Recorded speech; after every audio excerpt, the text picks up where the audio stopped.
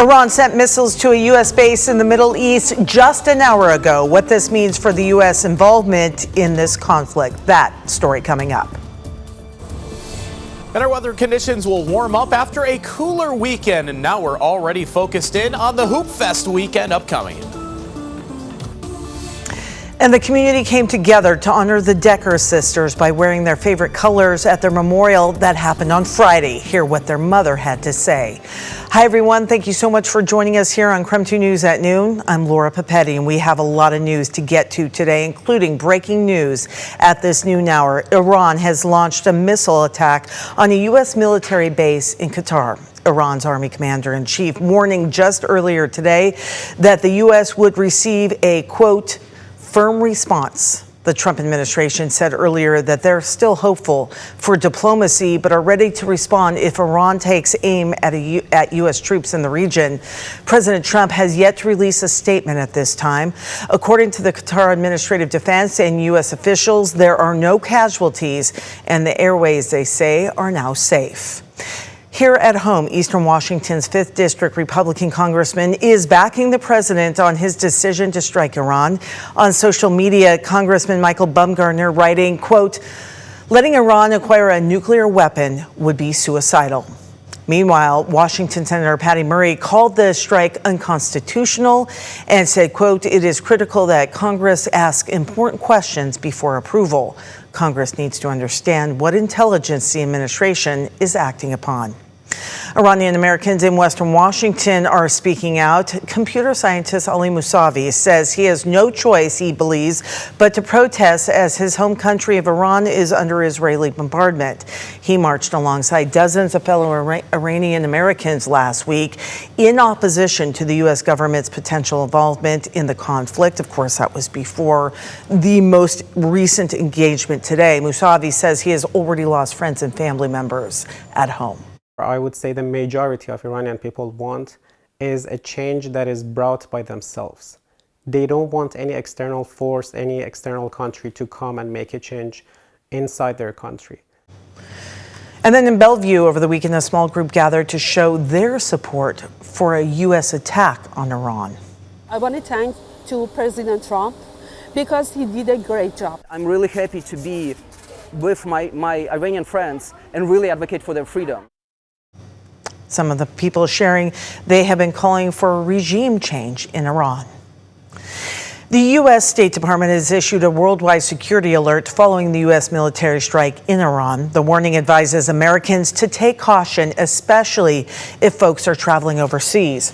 The agency says there could be demonstrations against Americans and U.S. interests abroad.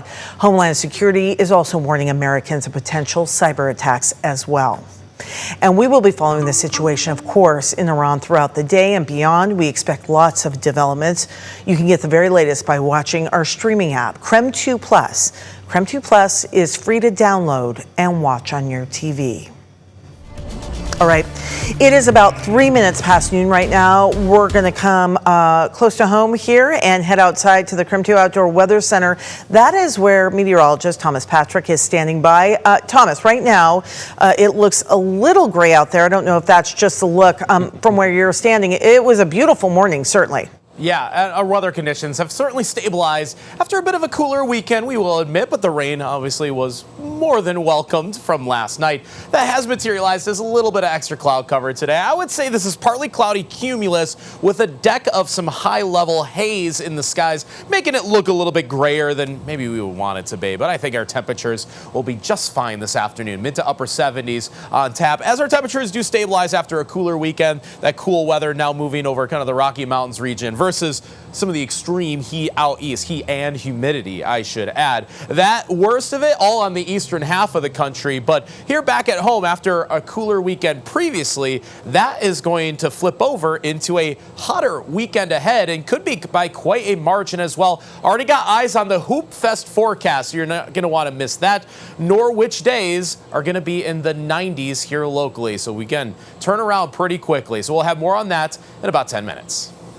All right, my friend, thank you. Both of Idaho senators are coming out against congressional legislation that could lead to the sale of millions of acres of public land. Senator Mike Crapo issued a statement saying, quote, after a careful and thorough review of the legislative text in the Senate Energy and Natural Resources Committee reconciliation title, Senator Crapo does not support the proposed language to sell public lands. Senator Jim Risch released a similar statement that read, quote, after reviewing the Senate Energy and Natural Resources reconciliation language, I do not support the proposed provision to sell public lands. So again, hearing from Idaho senators there, this is all in response to a provision of the Big Beautiful Bill that could allow the sale of millions of acres of protected federal land. It would be across 11 western states, including Washington, Oregon, and Idaho, and impact places like Mount Hood, Crater Lake, and even the Coeur d'Alene National Forest. Conservationists warn these sales could permanently alter iconic landscapes. Imagine a view from the rim of Crater Lake where, again, there is no expansive forest, but rather a patchwork of developed lands that have been auctioned off to the highest bidder. Democratic lawmakers are against the idea, saying it would create housing for billionaires, but nothing for regular people. And that does include Senator Patty Murray, who also released a statement saying, in part, quote, we know that the GOP's big ugly bill would allow for the sale of 250 million acres of public land, 5.4 million in Washington state. Help me say it loud and clear for Republicans. Public lands belong in public hands. End of quote. The Big Beautiful Bill is also designed to bankrupt Planned Parenthood and defund reproductive care programs. The bill would ban Planned Parenthood from receiving Medicaid funding for any service, including birth control and cancer screenings. It would also eliminate the Title X Family Planning Program, which funds affordable care for low-income families.